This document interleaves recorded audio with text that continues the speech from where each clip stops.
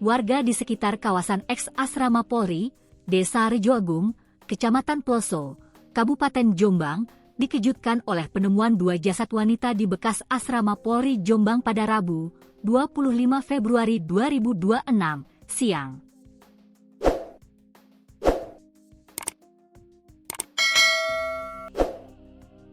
Kedua korban ditemukan tergeletak sekitar pukul 14 di area tersebut dalam kondisi yang sangat memprihatinkan.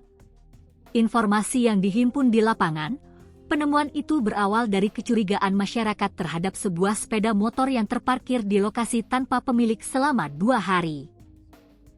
Karena merasa janggal, warga kemudian melakukan pengecekan di sekitar area hingga akhirnya mendapati 2 tubuh perempuan sudah tidak bernyawa. Petugas dari Satreskrim Polres Jombang yang menerima laporan segera mendatangi lokasi.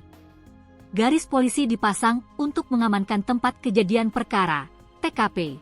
Sementara tim melakukan olah TKP dan mengumpulkan sejumlah barang bukti. Kasat Reskrim Polres Jombang, AKP Dimas Robin Alexander, mengatakan pihaknya menemukan beberapa benda yang diduga berkaitan dengan peristiwa tersebut. Salah satunya adalah botol berisi cairan yang dicurigai sebagai bahan bakar minyak, BBM. Di lokasi kami menemukan sejumlah barang bukti, termasuk botol yang diduga berisi BBM. Semua masih kami dalami untuk kepentingan penyelidikan, ucapnya saat dikonfirmasi awak media termasuk tribunjatim.com di lokasi usai evakuasi selesai. Dari hasil pemeriksaan awal secara kasat mata, kedua jenazah menunjukkan adanya luka bakar pada beberapa bagian tubuh. Kulit korban tampak mengelupas, sementara kondisi tubuh lainnya sudah mengalami lebam mayat. Polisi memperkirakan keduanya telah meninggal lebih dari 1 hari sebelum ditemukan.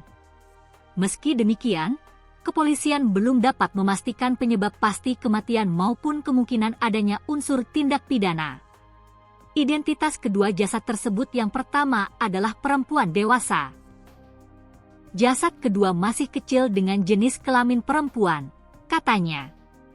Untuk memastikan penyebab kematian, jenazah telah dibawa ke rumah sakit guna menjalani otopsi oleh tim forensik.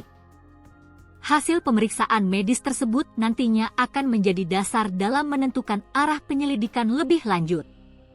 Kami menunggu hasil autopsi untuk memastikan penyebab kematian dan apakah ada unsur pidana dalam kasus ini, pungkas AKP Dimas.